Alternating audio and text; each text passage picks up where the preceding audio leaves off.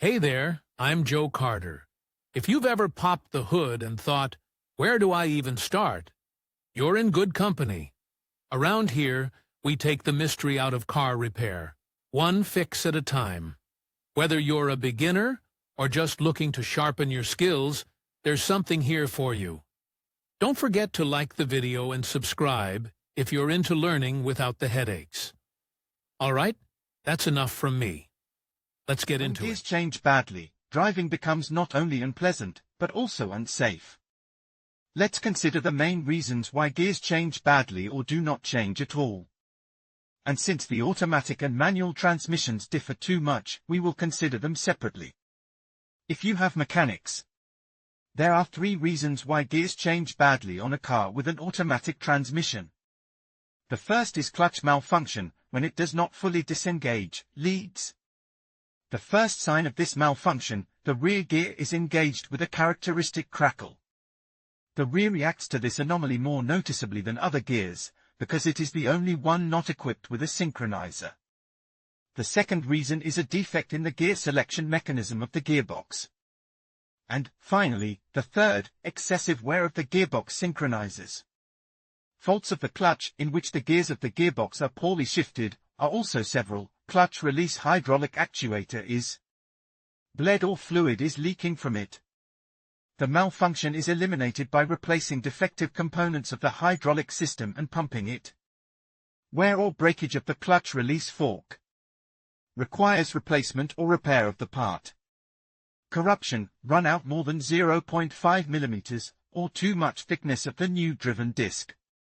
Failure of the basket, temperature deformation of the pressure plate or its skew. Loss of mobility of the support bearing of the transmission primary shaft, at the end of the crankshaft, to which the flywheel is attached. Jamming of the hub of the clutch drive disc on the splines of the primary shaft of the gearbox. To eliminate the defect, clean the splines of the hub and the primary shaft of the gearbox. It does not hurt to lubricate them a little. Too much free travel of the clutch release fork. Its value should be clarified from the manufacturer, as for different cars it is somewhat different. Until you know the value of this parameter for your car, set it from 5 to 8 mm.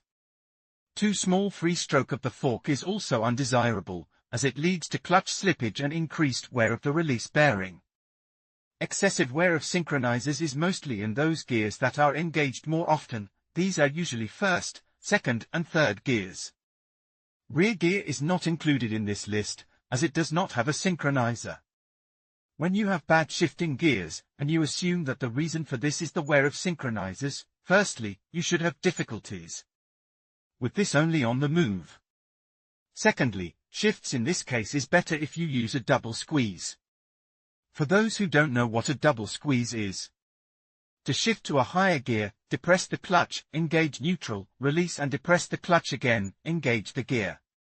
Looseness in the so-called helicopter is one of the causes of unclear gear engagement. To shift to a lower gear, double squeeze should be combined with overthrottle, that is, when the clutch pedal is released and the box is in neutral, you need to press and release the accelerator pedal.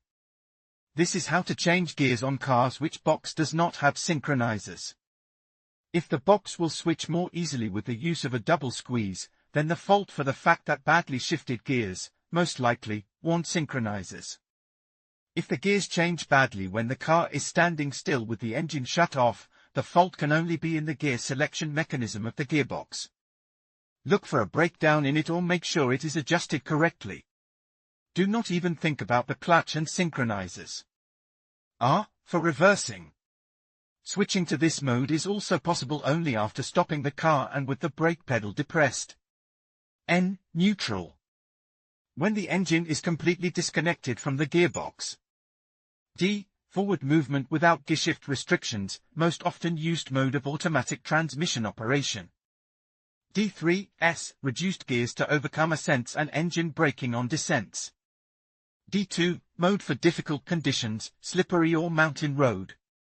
No gears above second gear, I. E. Only first and second gears are engaged. D1, L, driving only in first gear is used for off-road driving on mud, snow or ice, where it is necessary to drive without overstepping. as well as for overcoming steep ascents. The automatic transmission also has a button on the shift lever labeled OD off. When you turn it on, it will prohibit switching on, upshifting gears analogous to the fifth gear of the automatic transmission. That is, if your automatic has 4 gears for forward motion, it will use only 3 lower gears for more dynamic acceleration. Frequent automatic transmission problems about automatic transmission faults are much more complicated than those encountered with an automatic transmission, and the chances of repairing it in your garage are slim. But despite this, you still need to know something about it, if only to avoid damaging it by improper operation. Automatic transmissions are much more demanding than manual transmissions in maintaining the oil level accurately. Both too low and too high oil levels are very harmful. Both can lead to serious damage. In both cases, foaming of the oil occurs. If there is not enough oil, because the oil pump begins to take in air along with the oil. If there is too much oil, the oil is foamed by the rotating parts, which are then immersed in it. Foamed oil compresses better and has low thermal conductivity. Therefore, if the machine is operated with such oil, the pressure in its control systems will be low. This will lead to slippage of frictions and their intensive wear. Deteriorated thermal conductivity will not allow to remove all the excess heat. That together with low pressure will lead to the fact that the automatic machine will fail and require serious repair. The oil level in the automatic transmission can be checked with a dipstick or through the oil level plug. How to check oil level with dipstick? Checking oil level with dipstick: warm up oil to operating temperature. To do this, drive about 15 kilometers. Select a flat, horizontal area for measuring. Place the vehicle on the handbrake. Move the gearbox mode selector lever through all positions, staying in each position from 3 to 5 seconds, until the automatism is activated. Leave the mode selector in position P, and in this position determine the oil level. Without stopping the engine, remove the oil dipstick, wipe dry and reinsert it into the tube as far as it will go, then pull it out and read the reading. The upper limit of oil traces on the dry dipstick should be at the marked hot or at the area with crossed notches. Fill up the oil in case of insufficient level can be through the tube in which the dipstick is inserted. Do not forget that the AXP is afraid of dirt, so refill only clean new oil. Wipe the dipstick with a clean rag, from which the threads do not fall out. Checking the oil level, pay attention to its appearance. Dark liquid with a burning odor indicates that everything is far from all right in the unit.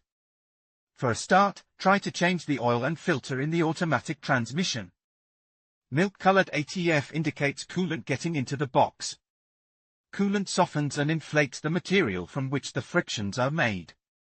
Do not hesitate to change such oil, having previously eliminated the cause of getting antifreeze in the box, otherwise the machine will be significantly damaged. Coolant can get into the box due to leaks in the oil section in the radiator of the cooling system. In this case, emulsion will be observed both in the box and in the engine cooling system. The most common faults of the automatic transmission: frequent faults of the transmission, the vehicle does not drive forward, reverse movement is normal. Possible causes: friction wear of the forward clutch, defective piston of the clutch, broken rings of the same clutch, jammed valves of the hydraulic block. No reverse speed, forward is only 1 and 2. Probable causes: friction wear of the reverse clutch, defect of the piston of this clutch, damage of the spline joint in the drum housing, other defect of this drum. No reverse, forward everything works. Causes: wear of the brake band, failure of the piston of this band or breakage of its rod, defects of the brake package. No forward or reverse movement when switching on any mode. There is a jolt of shifting, but the car stands still. Reasons: torque converter malfunction, lack of oil, clogged filter. In conclusion, understanding why gears change poorly in a car is crucial for maintaining optimal performance and safety. Whether it's due to low transmission fluid, worn-out components, or issues with the clutch, addressing these problems promptly can save you from costly repairs down the line. Regular maintenance and being attentive to your vehicle's behavior can go a long way in ensuring a smooth driving experience. If you notice any signs of trouble, don't hesitate to consult a professional. Thank you for watching, and drive safely.